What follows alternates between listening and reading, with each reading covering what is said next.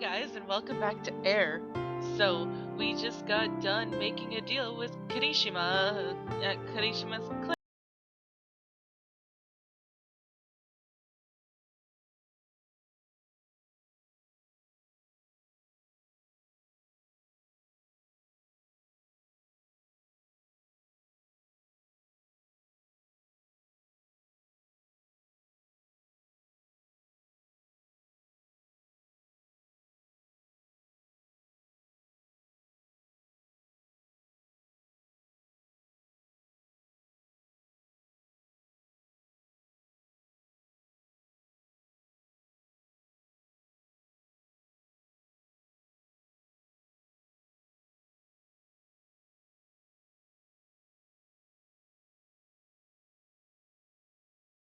A weird sound came from my feet.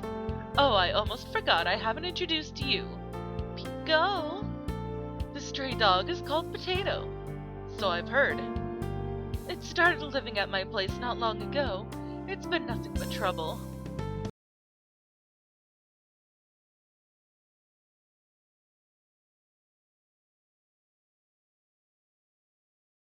Under her chin and became lost in thought.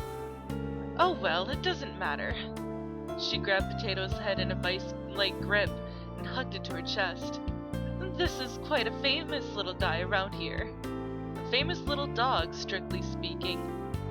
It's about time I get back to work. She stretched herself and climbed the stairs to the clinic. See you, Kunisaki-san. Or Kun, whatever. I didn't see that properly. Pico pico. The glass door to the clinic closed. I felt unusually tired. I turned around and left the Kirishima clinic. On my way back, oh, there you are! I hear a voice behind me. Yukito-san! She circled to the front of me. It was Misuzu. What's up? I was going to ask you the same thing. You took so long to come back.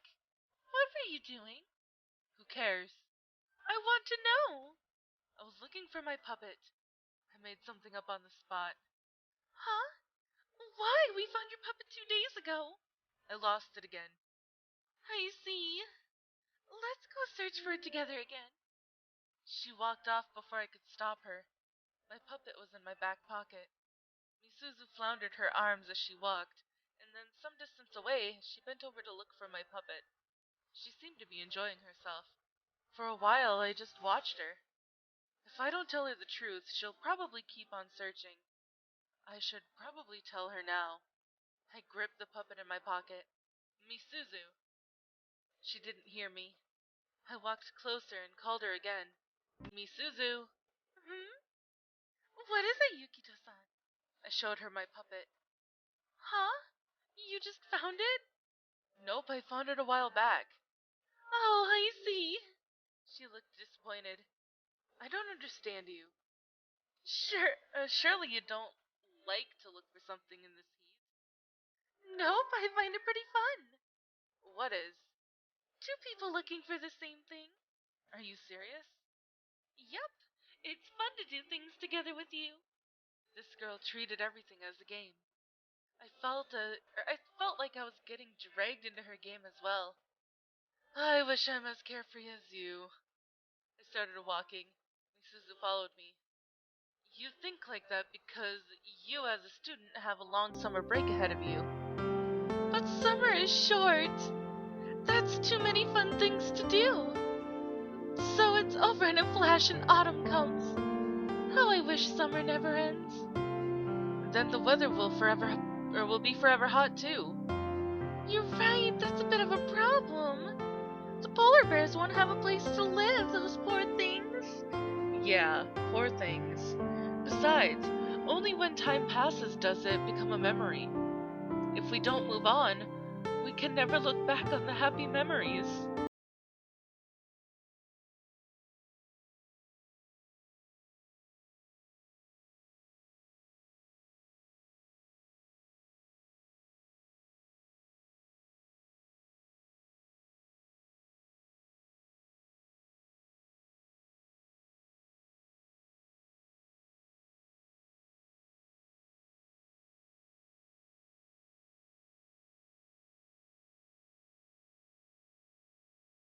like just about anything, don't you?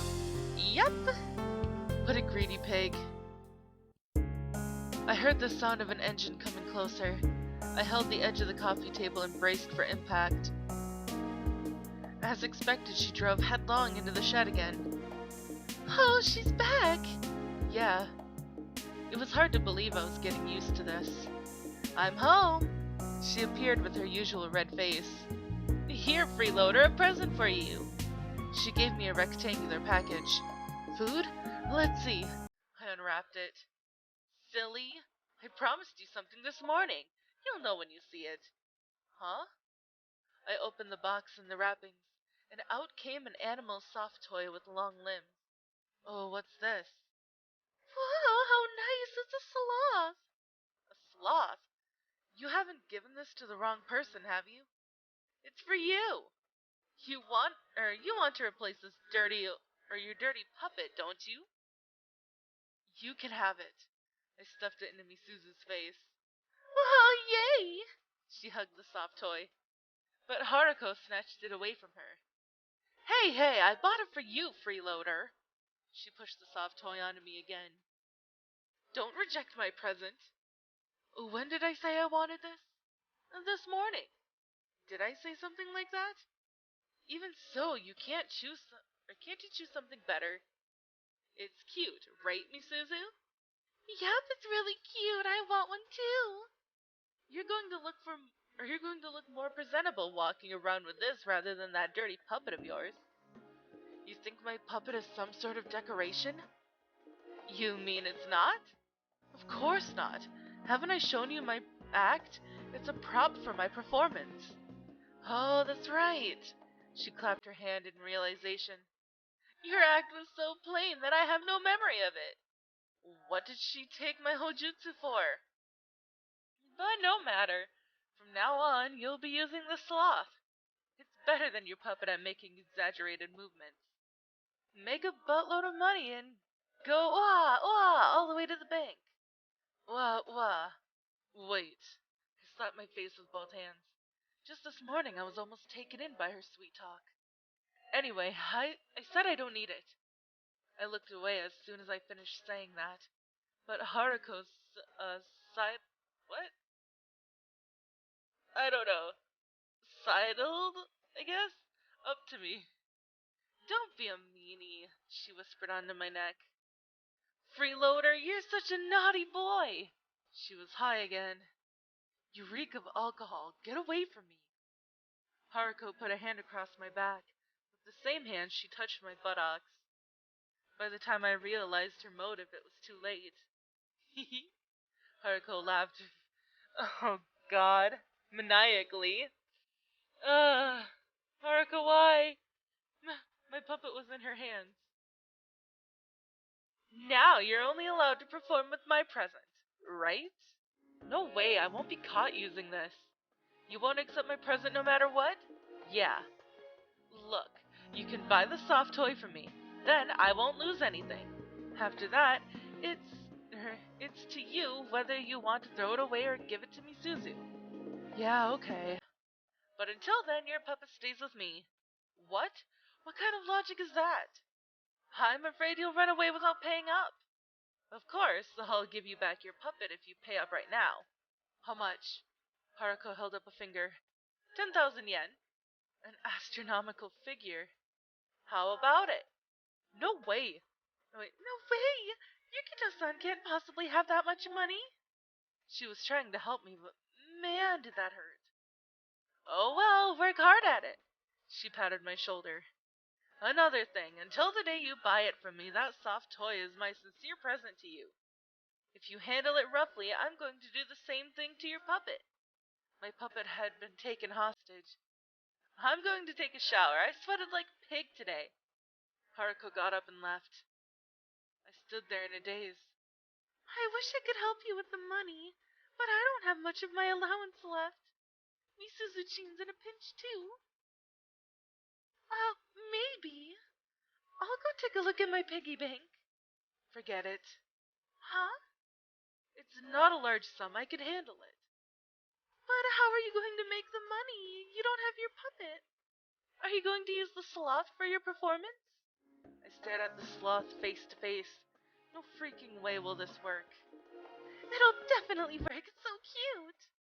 Cute? How can you find this cute? The hands and feet were too long. It looked disgusting. I have to think of some other way. But I really wonder how your mom's mind works. Yeah, but I'm sure she did that on impulse. Yeah, I think so too. The longer I stayed in this town, the more obstacles appeared that prevented me from leaving. Misuzu went to bed, and I was left with Haruko. I had already wrapped myself in my blanket and took up sleeping position. The endless screeching of the bugs came in from the netted door. On top of that, there was the low-pitched drone of the fan's motor. Those were the only sounds audible to my ears. But sleep didn't come. I opened my eyes. Haruko had her forehead pressed against the fan, and her hair flying in the wind. She looked to be trying to dry her hair that way. She noticed I was awake and turned to face me. Freeloader, why did you leave my present there? She pointed at the sloth in the corner of the room. Oh, right.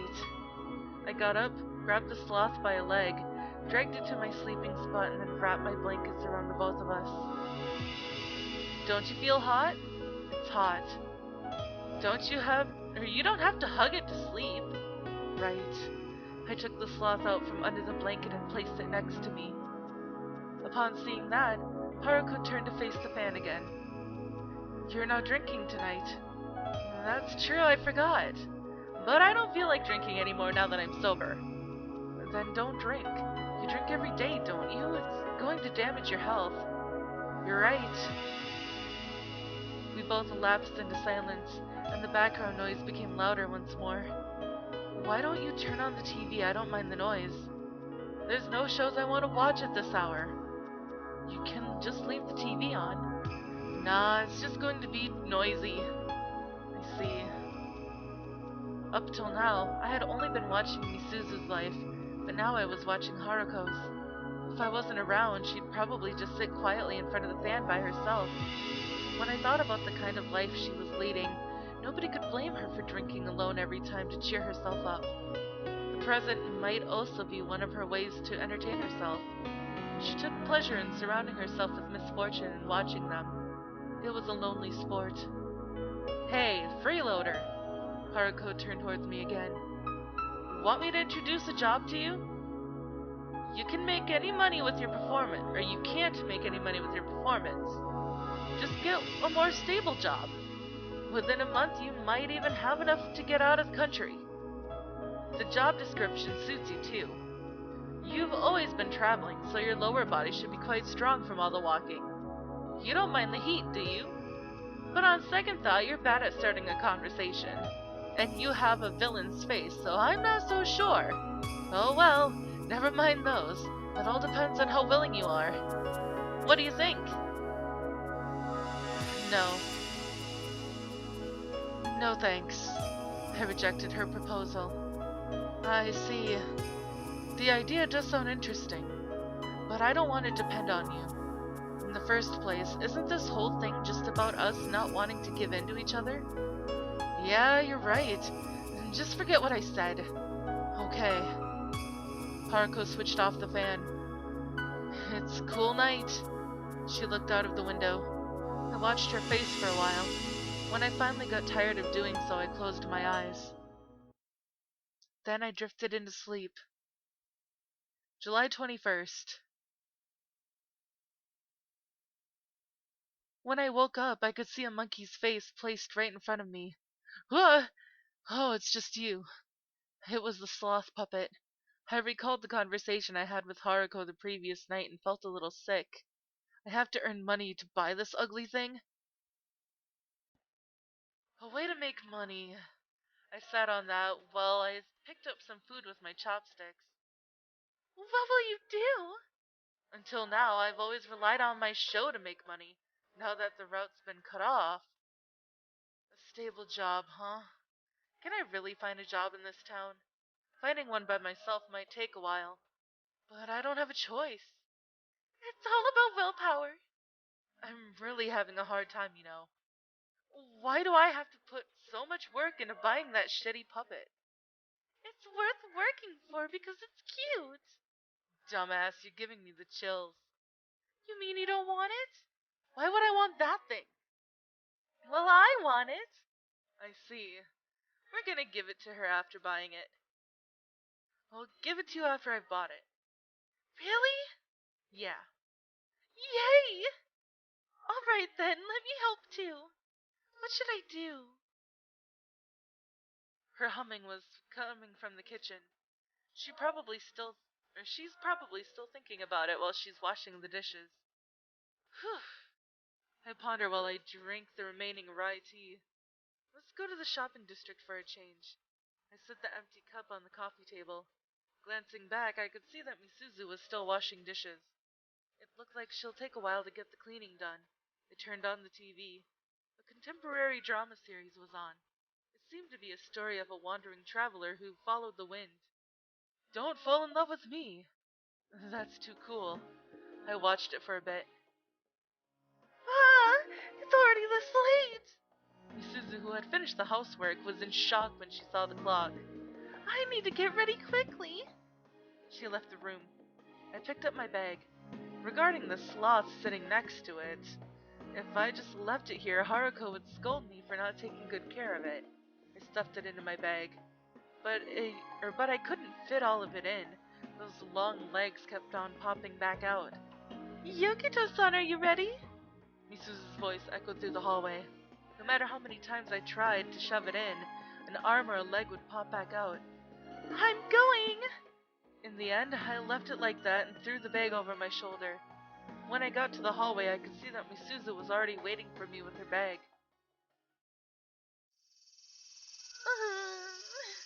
She walked out of the entry hall while mumbling something. Good morning, Misuzu-chan. A person came out of the house across the street. It was the housewife who I had apologized to yesterday. I remembered she was called Kawarazaki. Actually, it was written on the nameplate, too. Good morning, Auntie. Oh, what's wrong? You look a little distressed. A little bit.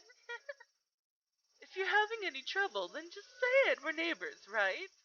The milk incident had left a bad impression on her, even though it was my fault. But listening to her now, I can tell she's a good person. Then I'll do exactly what you said. Misuzu explained it to the housewife. Do you know of anybody hiring for a day job? A day job? Yeah. For Misuzu-chan? No, not for me, for him. She pointed at me standing behind her. Ah, him. I stepped back a bit. She fixed her gaze on me as if she was analyzing my face. Is it alright if it's a grunt job? Definitely. Yeah, no problem. Yeah, no problem. That should be fine then. Really? That's good, Yukito-san. What does it involve? I asked as I stepped forward. My sister and her husband run a recycling shop in the market street. But my brother-in-law, who collects the recycled goods, has waist pains and can't move. So you'll collect the items for him. Collecting stuff from where? You'll have to go door to door visiting every house asking if they have any unwanted goods. But you'll have to be friendly because it relates to the shop's image. I understand. Can you drive? No, I can't. If that's the case, then it'll be a grunt job. Transporting things like TVs and refrigerators. You'll have to use a hand trolley. A hand trolley? That's insane. If you're a man, you'll survive. That's right, Yukito-san, do your best. This fella should think about other people's feelings for a change. You can hear all the details at my sister's shop. I'll go give her a call first. I asked where the shop was. Although I didn't really understand all of it, it should be fine once I reach the market street. Thanks for all of your help. Work hard. She looked over at me. Okay. We returned inside the house. I'm glad. Perhaps she was messing around with me. She wouldn't do something like that. Kawarazaki-san is a nice person. Normally when people find out I don't have a license, they stop the whole hiring process. That's because Yukito-san looks really strong. Come to think of it, weren't you in a hurry? What time is it now? Does my face look like a clock? Watch. Misuzu took her watch out of her pocket. I've got to run. Dash. She ran out. Misuzu fell extravagantly. Go. Ow! Why do you still have to hit me after I've already hurt my head? Are you injured anywhere? My head hurts. That's because I hit it. Anywhere else? I scraped my knee a bit. What to do? There's no time left and my knee is bleeding. Misuzu-chin's in a double pinch. After a bit of worrying, I'll go stick on a band-aid. she went back inside the house. But that is all the time that I have for this episode, guys. If you liked it, please give it a big thumbs up down below. And I will see you in the next video. Bye-bye!